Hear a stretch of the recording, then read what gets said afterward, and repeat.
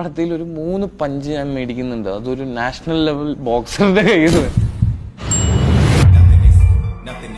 ഈ സിനിമയിൽ എന്റെ ക്യാരക്ടറിന്റെ പേര് ജോജോ എന്നാണ്. ജോജോന്റെ പെർസ്പെക്റ്റീവിലാണ് കഥ നെറേറ്റ് ചെയ്യുന്നത്. ബിഗിനിങ് സ്റ്റേജിൽ ഞാൻ ഭയങ്കര ഡൗട്ട്ഫുൾ ആയിരുന്നു, എന്നെ കൊണ്ട് നടക്കുന്ന പരിപാടിയാണോ. അപ്പൊ പറഞ്ഞിരുന്നു കുറച്ച് സമയം വേണം, റഹ്മാൻക്ക് ഇതാണ് പറയുന്നത്, നിന്റെ കുറച്ച് നാള് എനിക്ക് തരണം എന്നാണ് പറഞ്ഞത്.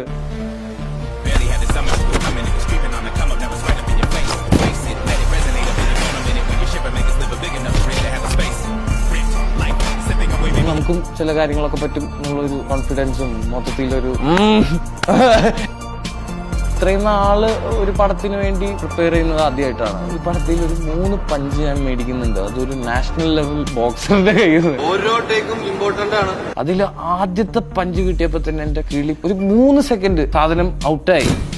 എവിടെയാ നിൽക്കുന്നത് എന്നുള്ളൊരു സാധനം അത് നിങ്ങൾ പടം കാണുമ്പോൾ മനസ്സിലാവും.